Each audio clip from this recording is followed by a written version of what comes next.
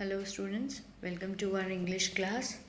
Today I'm going to start with the further part of your story, and the story is The Lost Child by Mulkraj Anand.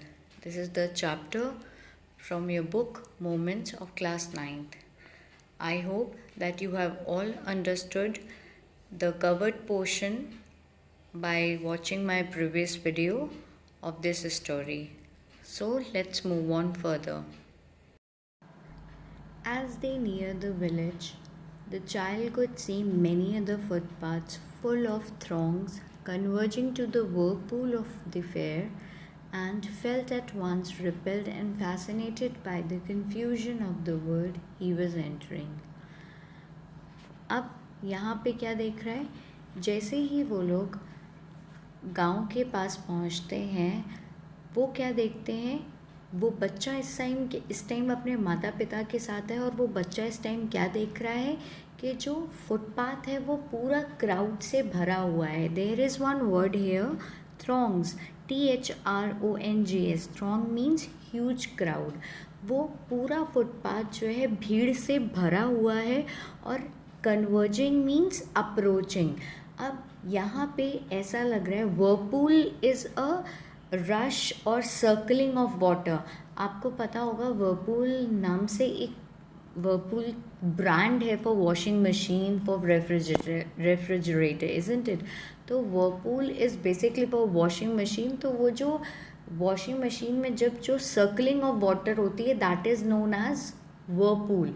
तो circling of water is known as whirlpool. तो ठीक उसी तरीके का जो नज़ारा उसे दिखाई दे रहा है, वो जो रश है, वो जो क्राउड है, वो सारी जो भीड़ है, वो ऐसा लगा है कि गोल गोल आसपास क्या कर रही है, घूम रही है.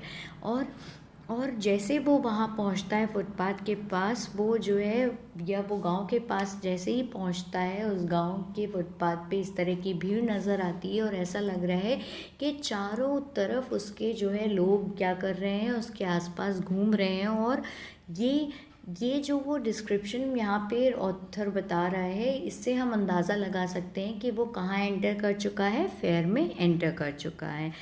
And felt at once repelled and fascinated by the confusion of the world he was entering.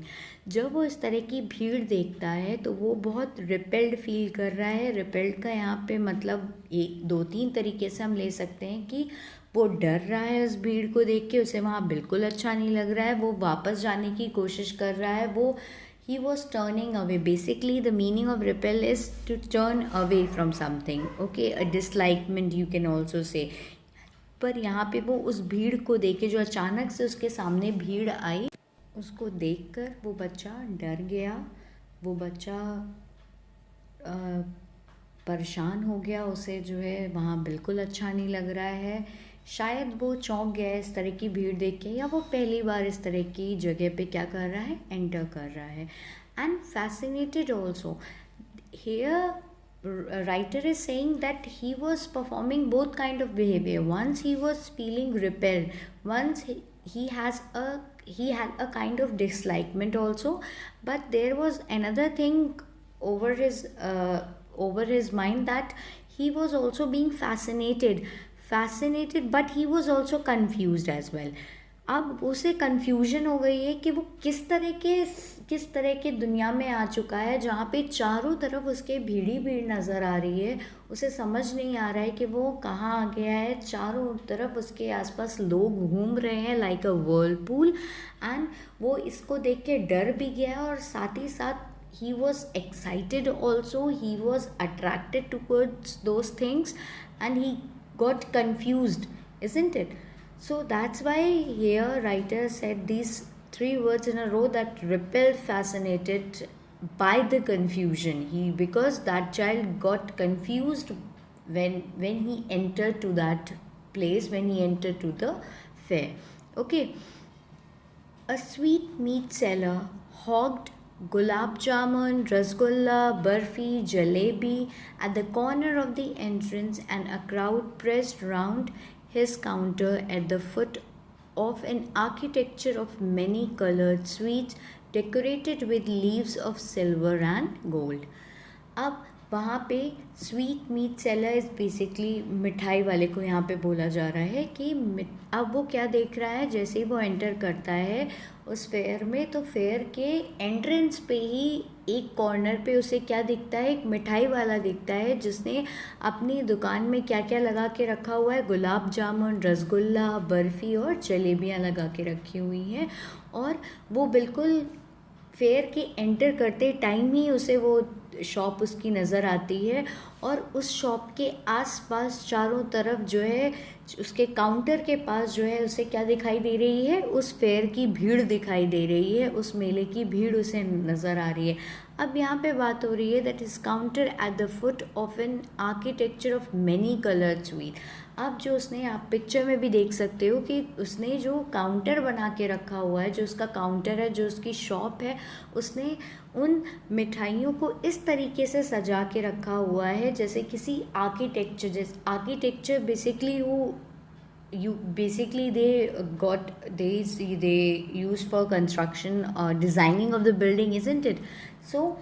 सो वहाँ पे वो क्या कर रहे हैं, वहाँ पे वो ये बताने की कोशिश कर रहा है कि उसने अपनी दुकान को इस तरीके से सजाया है कि जैसे लग रहा है कि उसने हर एक मिठाई के सजावट के लिए उसने क्या, एक डिज़ाइन, एक पैटर्न बनाया हुआ है जिससे वो बहुत अट्रैक्टिव लग रही हैं, isn't it?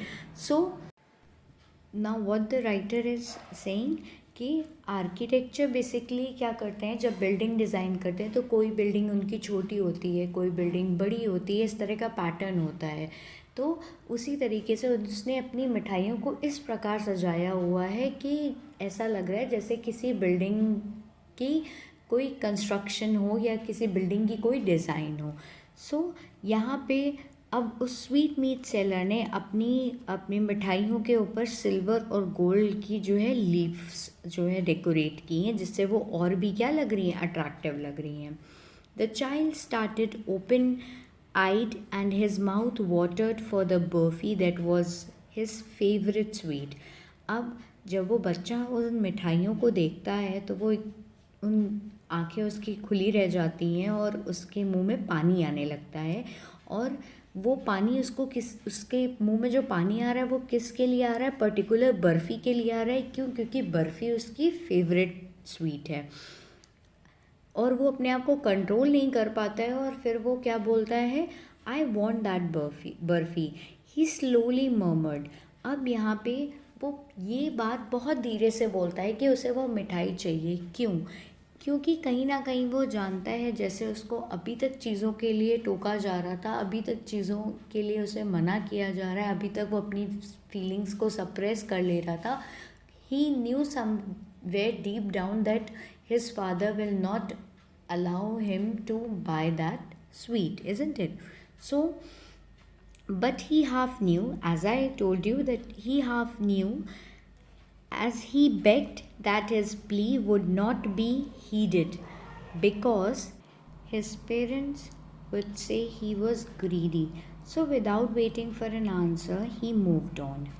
अब वही हुआ, वो धीरे से ये बोलता है कि I want that barfi, but कहीं ना कहीं वो अंदर से जानता था कि जैसे ही वो अपनी ये रिक्वेस्ट अपने फादर के सामने या अपने पेरेंट के सामने रखेगा, वो उसकी बात नहीं सुनेंगे या नहीं समझेंगे। तभी यहाँ पे एक वर्ड यूज़ हुआ है, हीडेड, HEEDED। हीडेड मीन्स पेड अटेंशन, वो उसकी बातों पे ध्यान नहीं देंगे। Because his parents would say he was greedy, उसके माँ बाप बल्कि उल्टा उसको बोलेंगे कि वो क्या है, वो लालची है। तो बिना उनके आंसर का वेट किए हुए वो क्या करता है, वो आगे बढ़ जाता है। ओके, और शायद इसी वजह से उसने जो अपनी रिक्वेस्ट है वो अपने पेरेंट्स के सामने इतने धीमे से रखी that he want that barfi, उसे वो बर्फ़ी चाहिए।